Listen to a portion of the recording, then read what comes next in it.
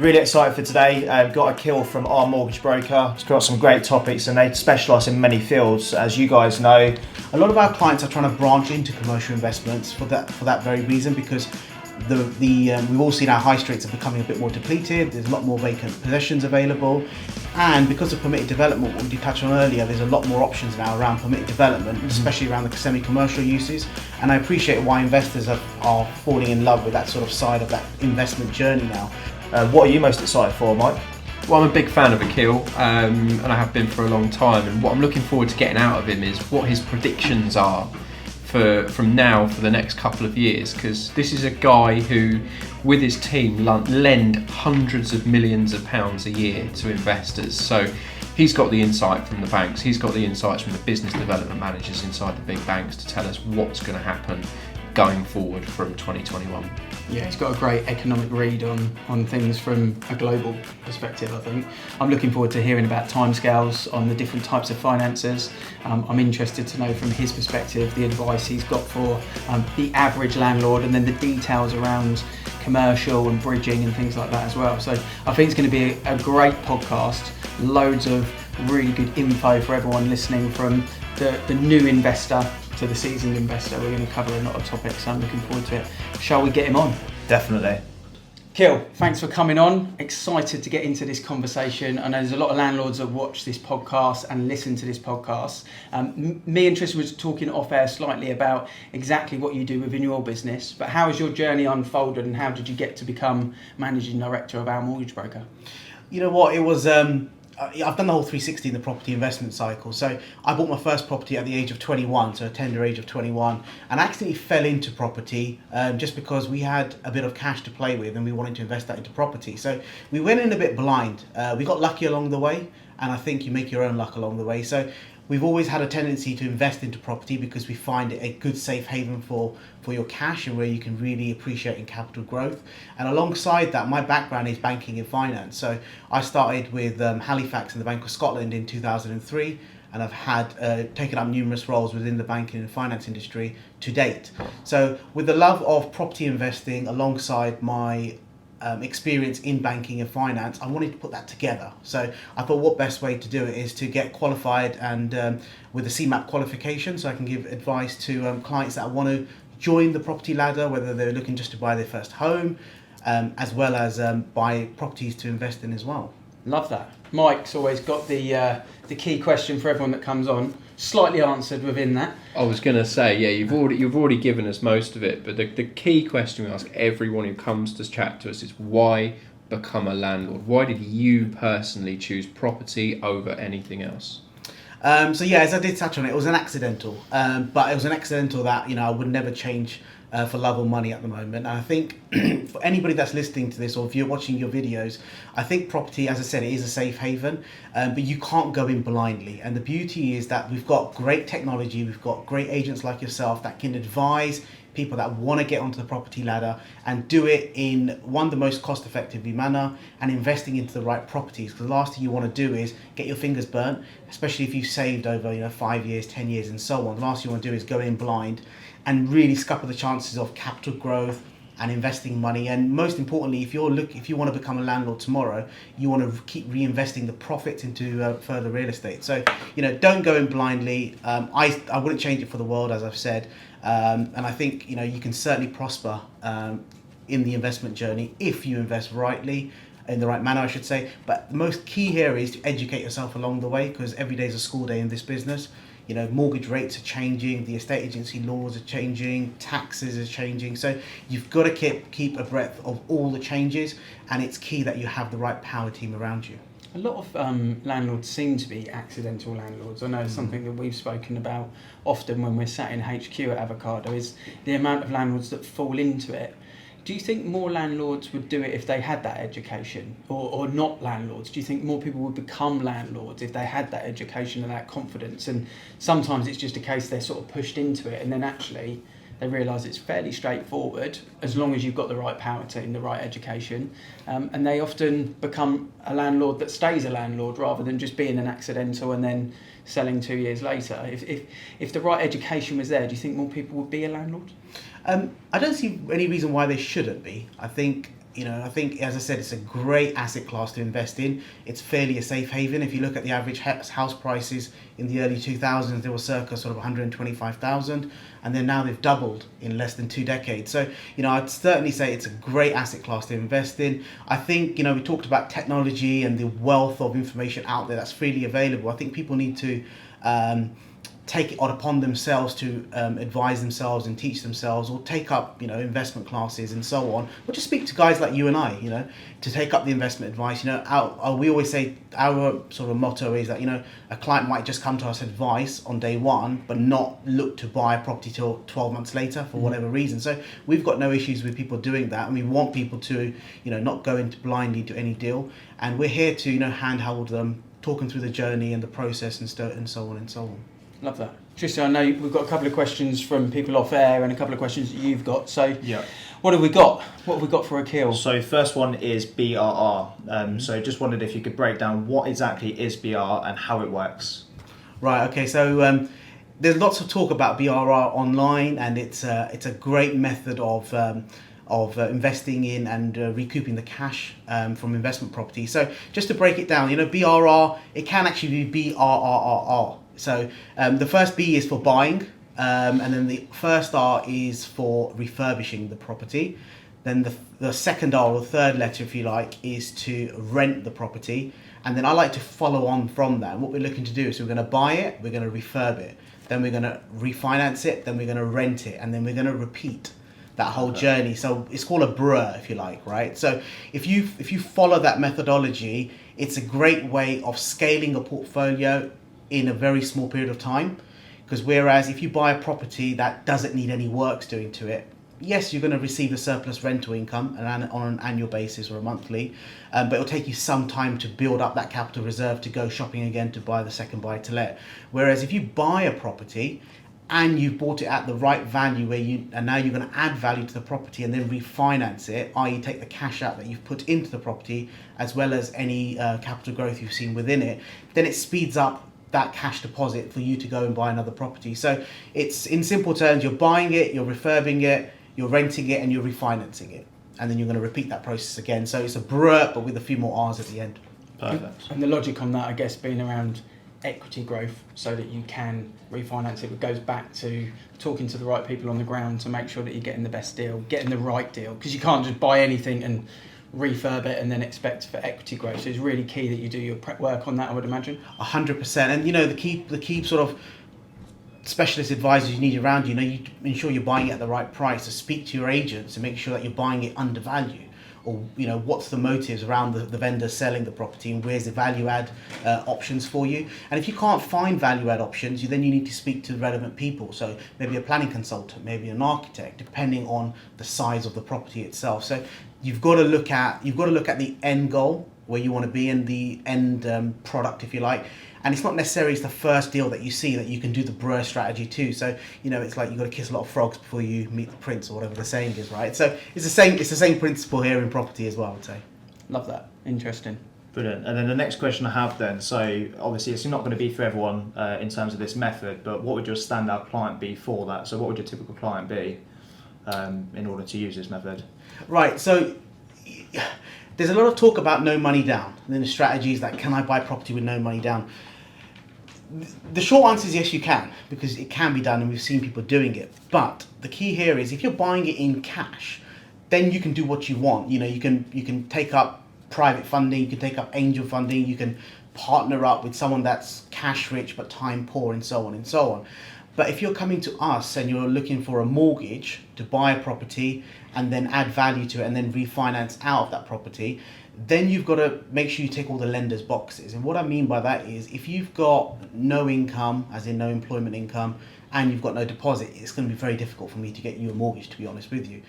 But if you've got enough cash by way of deposit, and you've got the means to refurbish that property using your own cash, then there's mileage in that conversation and that deal itself. So our ideal client is someone that's got the deposit monies up front, i.e. at least 25% of the purchase price.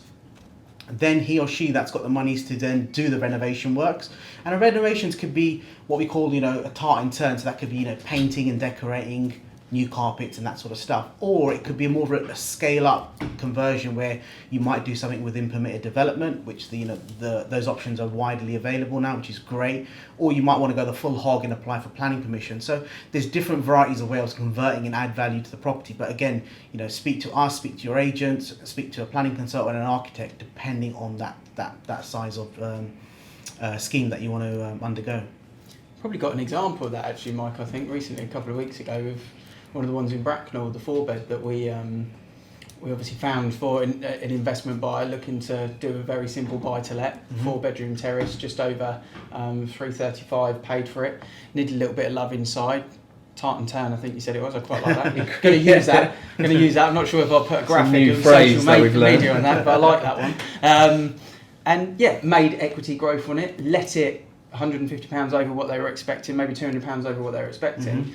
So strong yield, option to refinance if they want to, and very much within a couple of weeks of getting the keys. Absolutely, 2 weeks work, and tenants actually by chance moved in today, and the day we're filming. So yeah, huge result for them that they were able to just spend just a couple of £1,000 on carpets, flooring, new work surfaces, nothing major, just some elbow grease added on top, and it's probably shown £25,000 increase in value since they did it, and let for in and around about 6% yield on their asking price. So there's definitely movement in it if they did want to take some money and go again. Yeah, which is amazing. And for those guys and girls that are new into the property investment journey, or they've got a couple of properties and they now want to take up the B.R.R.R.R strategy, as Mike and Ian have just said, look at those small options, those small schemes, where you can do a quick turn. It's not necessarily you need to do a massive scheme and earn the 6-figure turn, on those sort of deals. But look for the smaller deals sometimes as well, because you might miss a trick. And then that way, if you're going to make, as Mike said, 25,000 in a couple of weeks or a couple of months, you said, it's fairly easy money. So, and then you can go again and go again. But the other thing I wanted to add to that is, you've got to let your agents know the types of properties you're looking for. So I'm a big believer of, have your power team around you and make sure everyone's on the same page. So if your listeners are looking for properties where they can undertake renovations and so on, tell the agent, you're looking for a 3-bed that's, unloved for many years and so on and so on. This is the price bracket and I want to bring it up to a good standard. And then I want to put it on a buy-to-let. The agents want to. I'm sure you guys want to work with these investors, right? We want specific. Yeah. From an agent's point of view, what I want to hear is, I want this location, this type of property, this design, and that means you're memorable to me. Anyone who calls me and just says, I want something cheap below market value, it's 10 a penny. Yeah. The thing is, I have a lot of clients. They ask me, where shall I invest? And I'm like, well, first and foremost, try to invest close to home, or where you travel, where you work, or where you have fun and where you go out, because those are the areas that you know very well. If it's not affordable, I understand that, and you may want to go further up north or further down south, wherever you're listening to this from. But invest close to home and then network around those agents and tell them what you're looking for. But don't just follow the herd. And I say that to a lot of clients, because when you pick up news like Manchester's done this, Liverpool's done this, you've missed the boat because you should have been there 3 or 4 years ago. So my advice to those investors are, look for properties that are undervalued, look for properties that are unloved, where you can add value to them, and look for opportunities where there's regeneration. Where we are in Bracknell, over the last 5, 6, 7 years, it's had a whole host of regeneration. So look for towns that have got good commuter belts. These are just, I call them simple things, but again, they're not simple, it's not common. But think outside the box, reach out to us all for that relevant advice. I'm sure we'd love to help all your listeners. And I think a lot of property investors and future landlords, they can be quite frustrated with estate agents through no fault of the estate agent, I guess, because the estate agent is there to work on behalf of the owner and get the best price. And I've often found over the years in agency, when someone's looking for a certain specific, the agent's looking for something that's a bit tired inside, but they're not necessarily looking at it from a property investor's perspective. They just think it's 15 grand less than the one around the corner that's just sold. And actually narrowing down with the agent to say, I need a 3-bedroom, but it has to be one that's got a garage to the side, not integral, and it has to have double driveway and double width garden. Whereas that might not be the best priced property when you look at it from an agent's perspective, because they might think the mid-terrace is cheaper. but it's not about the mid-terrace being cheaper, because it's about the option to maybe go into the garage, over the garage, and actually they'll pay a little bit more for that, because putting the money in, they can make more equity from it. So it's really important that I think people spell it out to the agents exactly what they're after, and that it is non-negotiable. So yeah, good subject. What else have we got, Tristan? So we've sort of touched on the other 2 points that I had sort of written down. Really, was one of them was the power team that you sort of briefly spoke about. Yeah. So I wonder if you go into that in a bit more depth. But in order to make the system work, obviously you're going to need a number of different people, contractors and maybe finances in place. But is there a perfect sort of power team you would recommend that someone would need to research or have in place in order to make it work? Yeah, I think there's probably a handful that I'll definitely, they're the major standouts for me. And first and foremost is your mortgage broker. You know, hopefully it is us that are listening here. But mortgage brokers are imperative, especially if you are looking at taking up finance, because we're going to give you the options that are available, the rates, the terms, and all the fees that go alongside it. Then I think the second most important person is the agents yourselves, because you guys are going to be able to open doors for those people and show them properties that they're looking for. And as Mike and Ian said, you know, you've got to be you've got to basically give them a short list of, you know, these are the things I need. If you've got it, contact me. If you haven't, don't contact me. I think the third person you need is a property tax accountant. And because of the new tax laws around Section 24, you've got to be conscious of the tax implications. So we provide advice on buy-to-let mortgages in your personal name, as well as buy-to-let mortgages in a limited company structure. So we like to provide two options so clients can compare apples and apples, especially if you are a first-time landlord or venturing into a portfolio space, if you like, or 4 or more mortgage properties. So that's the third person. And the fourth one would be the planning consultant and the architect. And depending on the type of scheme or the type of conversion, you might not need both. You might just need one of them, or you might not need any. But planning consultants are all about the law and the legalities of what you're trying to do. And then the architect's going to make, you know, those pictures come to life and show you how you can do it around the architect and design part. And I think the fifth person, who would my fifth person be? Oh yeah, sorry, the trades. Yeah, the guys that are going to do the job. So that's my handful of people. So it's the trades. So again, depending on the scheme, depending on the area. Now, you know, I always say to my clients, either invest locally in your, you know, your core towns, or if you're going to move out, you know, if you're going to invest 100 miles up the road, 200 miles up the road, you need to create that power team of trades in that area. So you've got to go out to tender, and the best way of doing that is speak to the agent that's selling you that property, because more likely or not, that agent will know local trades, and local trades means plumbers, electricians, painter, decorators, you know, proper builders, landscapers, and so on, and they'll put you in touch with their power team as well. And don't just take the agent's opinion. You know, compare apples and apples. You know, go down the road and put your project out for tender. Don't just take the first quote. I always, whenever we do any work like that, I'll always go out to 3 builders, or I'll always ask for 3 quotes wherever I go. It's like when I give my wife choices for dinner on the weekend, like what restaurant do you want to go to, love? But anyway, so we say yes, go out to 3 people, get 3 quotes, and then you can compare apples and apples, because like all types of businesses and services, you want to get the best for your buck. Not necessarily the cheapest means best, but sometimes you've got to take a good medium as well. So they're my top 5 that I'll definitely recommend. And I don't know what you guys, anything you want to add I'll to throw that? in a number 6, Please legals. Do. Yes. The solicitor. Let's not choose the cheapest solicitor if you're looking to buy property, if you're looking to do this. Whether it's a living or whether it's a side investment, choosing a bad, cheap solicitor will stop you from getting to where you want to go. We've probably all got horror stories around that piece, right? And, Yes, and they're at the end of the chain. itself. They're at the end of the chain. Well, you know what? You know, they're doing their job. They've got to tick all the boxes, and I really appreciate that. But you know, it sometimes becomes a bit frustrating because they're literally at the end of the chain. We've all played our parts, and we're just thinking, how long more, or why do they need this? But listen, you know, we're all team players. We want to make sure we're all doing the best for our clients, and we want to come to a speedy conclusion, obviously, for obvious reasons. So, but you're right, I love that one, yeah, legals. Anything from your side, Ian? Yeah, I think on the power teams, not necessarily to add to it, but I think mentioning about, you know, talk to the local person, I think social media is such a great place to get good tips and advice from, and you have to be careful going to the estate agent with trades, because often they have their own sister business that they're making markups on, but I think if it's an area you don't know, go into the local Facebook group, ask the question, any recommended painter and decorators, you'll probably get 60 comments, and you can work out the good from the bad, can't you?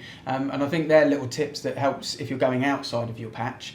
Also to remember on the power teams that much like coffee, coffee is not just one thing. There's all different types of blends of coffee. There's all different types of options of coffee.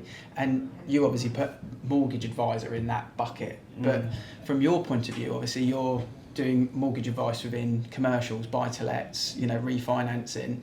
And I think it's really important that if someone is going to be a property investor and treat it as a side profession or a full-time profession, that the solicitor, the agent, the advisor, they have that right person, because it's someone that needs to have the same level of experience. I think a property investor themselves is going to be able to give them the right advice. If you're talking to an estate agent that lives at home with their mum, or a mortgage advisor that just walked out of Halifax and they own a residential but they've never bought a buy-to-let, it might not be the best person to get the advice from. I would say panel-led conveyancing, where you're talking to an administrator, not a fee owner that's done it before and probably got a portfolio themselves. So ask the right questions. It's an interview process at the end of the day, and you're the client, so you've got the power. You've got the power ball to make that power team, I would say. Yeah, and I totally agree. And I think what came out of the last point was recommendations. We all are going to recommend people that we trust with our clients, because it's our reputation on the line. So yes, for your listeners out there, do reach out, and we do ask our clients, do you have a preferred solicitor? If not, can we recommend someone? And we'll do that wholeheartedly, and we'll obviously recommend them to the right person. And I know a lot of clients, as Mike did touch on, it's not always the cheapest is the best. And we've had experiences where the cheapest have been the best and they've not been the best, but we like to recommend people that we like, know and trust. That's very important to us. Question I've got is around speed for certain financiers. I'm always interested to know residential speeds. Obviously, I've kind of been in that fold, understand how quickly you're going to get a mortgage off, as long as it's straightforward. But for a commercial purchase, let's say on the high street, commercial unit below, it potentially could have some flats above, or it might have 2 rundown flats above. Yeah. So you're looking at it from a kind of almost split use perspective, but typically a commercial mortgage. What's the difference in speeds to get a commercial mortgage? Is it a lot more complex for the client as well? Right. So yes, residential will be a lot more swifter, cleaner, simpler, and be less time consuming, whereas a commercial has obviously a commercial element to it. So if it is a commercial investment that you're purchasing, i.e. a mixed use with a residential above, the commercial lender will want to look into the terms of that lease with the covenant in themselves. So they'll look at the length of the lease, the type of industry that they're in, how have they been paying their monthly rent over the last 12 to 18 months, in particular around COVID, and have they seen any troublesome times coming up, or have there been troublesome times in the last 12 months. So the key here is to understand the lease, the strength of the covenant, and the rental agreement. And then again, it's about the experience of the landlord themselves. So do they own other commercial units very similar to that? So a lot of our clients are trying to branch into commercial investments for that very reason, because we've all seen our high streets are becoming a bit more depleted. There's a lot more vacant possessions available. And because of permitted development, what we did touch on earlier, there's a lot more options now around permitted development, especially around the semi-commercial uses. And I appreciate why investors are falling in love with that sort of side of that investment journey now. But what I would say is, going back to your question around time, yes, it will take longer. To acquire a semi-commercial mortgage typically is between 8 and 16 weeks, typically. The cost of borrowing is obviously a lot more because, for obvious reasons, it's a commercial mortgage. The terms are a lot more... flexible, and that's to do with the type of contract that you've got in place, or the lease. So if it's 6 years remaining on the lease, the term might only be 6 years. They may only offer a repayment strategy. They may only offer an interest-only strategy. So these are the conversations that we'll have with the client and the lender in particular. But it's not like a mortgage from, NatWest is 1.99, take it or leave it. Yeah. There's a bit more flexibility. It's not tick negotiation. It's kind of a bit more looking into the circumstance for each one individually. That's correct, yes. There's a lot more negotiable, and depends on the actual case itself. So yes, it can be done. There's a lot more uptake on that side actually as well. And what about bridging? I know a lot of your clients, I think you've probably got some good experiences with clients over the course of this year so far. But with bridging finance, if someone said that in a estate agency as an industry, they'd be horrified by the idea of bridging finance, but actually it's relatively straightforward. And do you have a lot of successful clients kind of utilising that system at the moment? Yeah, we've been doing bridging for years now, and it's a great resource to have in your toolbox. So I'd say to a lot of our clients, bridging has always had a bad sticker to its name, where it's been very expensive. They're like sharks and so on and so on. What's expensive, what's not, everyone's got their own views on things. Bridging used to be about 15% per annum as a rate. Now they're circa between 5 and 10% per annum. It depends what you're looking to do. What's the strategy? So first and foremost, Ian, if you're going to sell me a property that's not mortgageable and that's not habitable, but you're selling it, you're going to have a buyer one day. So I either buy that property in cash or I buy it on a bridging loan because it's not mortgageable. So if I haven't got deep pockets and I don't want to buy it in cash, I may opt to buy via a bridging loan. And that's what bridging loans are there for. They're a bridge until you want to do whatever you want to do to that property, whether convert it to a buy-to-let mortgage or sell it on the open market at a mortgageable and habitable condition. So bridging is a great resource. In terms of time frames, you can complete in the time frames that are required. So if it is an auction purchase, 28 days or 56 days, part of the contract, it can be done as long as everyone works collectively. So that's a great resource from that perspective.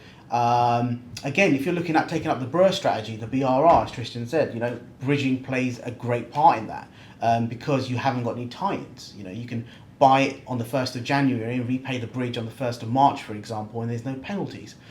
There are mortgage lenders out there that offer no early repayment charges mortgages now as well. So these are the conversations that we'll have with our clients to understand, is speed important, is rates important, is the overall cost of the borrowing important. So we'll weigh up all the options, provide a bridging loan quote, a traditional mortgage with and without an early repayment charge as well. So our job is it's like you've got to investigate a lot. It's what the computer says this, it all fits with everyone. Every single case or inquiry is very much subjective to the applicant themselves. And I guess as well, it's a case of, much like with the coffee, cheap coffee, expensive coffee, if you've got the right person that's got that advice that you just mentioned there, you would look at that as almost a 2 or 3 step process. Yeah. Whereas a lot of people maybe look at bridging and say, well, that's not going to give me the goal that I want, but it might be the best way to get the foundation laid to get to the goal that you want.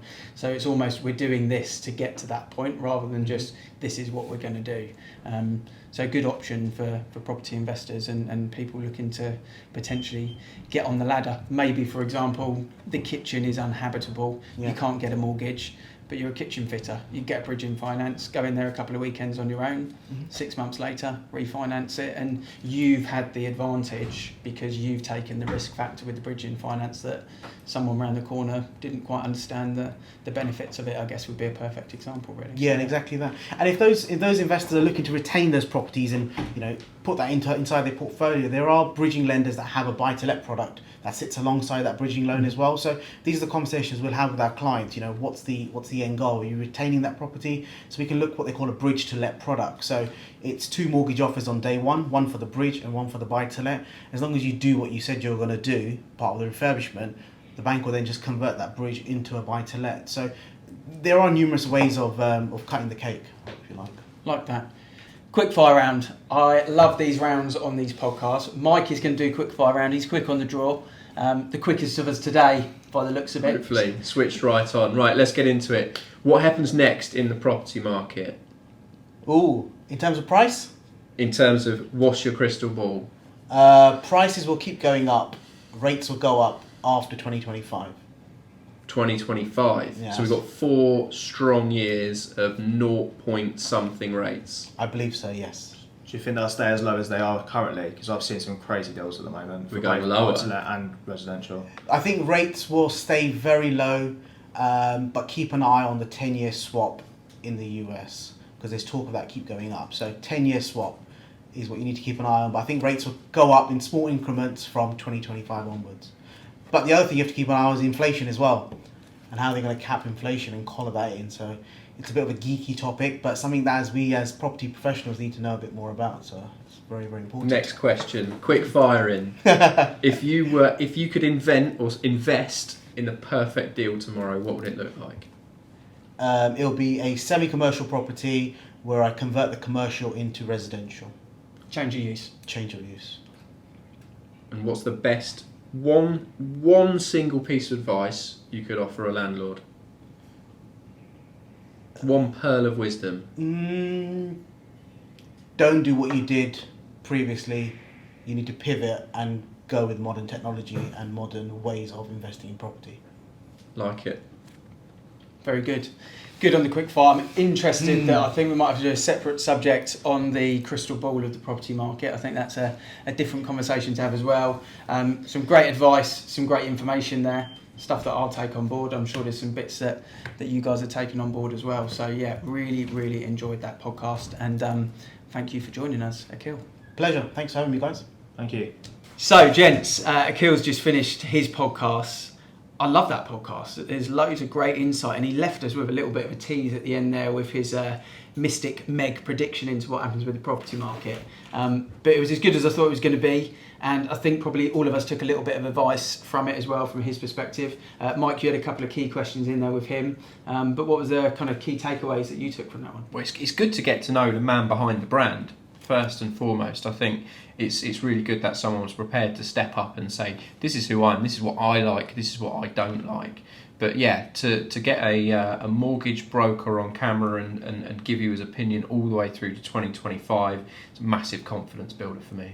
Yeah, definitely. And from your perspective, dealing with landlords, on the coalface day to day, what kind of tips and tricks do you think people would have taken from that podcast? Definitely, I think there's lots to take away, depending on obviously the experience of that landlord. But there were some things that he touched on, spoke about when investing in an area, making sure you do your research beforehand. If you don't know the area, speak to the people and do your research. Invest in areas where there's development happening, which is obviously great advice. And I think it's shown that, obviously hearing from his own mouth. The basic rules just keep coming back, don't they? Yeah. It's not rocket science, it's just confidence. Either people feel like they can, or people feel nervous around it. So if someone's teasing and right on the edge of thinking, could I, can't I, and they want to build their own power team, speak to us and we can help link a lot of these power teams together with tried and tested people, so there's less risk factor. So that's another podcast from the Landlord page. Hopefully you're following us on all the socials, YouTube, Facebook, Instagram. We're everywhere for you to find us. If you are enjoying these podcasts and you would like a particular subject discussed or a particular person to come on and have a chat with us, then please do comment, drop us a direct message, and we'll ensure to try and get that to happen. And until the next time, thank you for watching and thank you for listening. Thank you. I'm flicking through YouTube and through Spotify. I don't think there's a podcast or a video channel on YouTube that landlords can land on where they're not being sold something. I mean, it'd be the first time any estate agents ever asked that question, but why not ask that question to a wider audience? Estate agents have the knowledge there, but they don't seem to share it. You can do different episodes based around someone that wants an exit plan or someone that's just starting their portfolio. The rules change every year. Yeah. But why not just open the floor out and just say, well, is property even the best investment out there? And tax advice is a big thing, especially with everything that's changed, capital gains tax, and obviously your stamp duty costs that you need to pay and whatnot. People don't realise what they need to prepare for. We build a podcast and we build a YouTube channel, somewhere that landlords can go and they feel they're not being sold to, but they're just getting quality advice.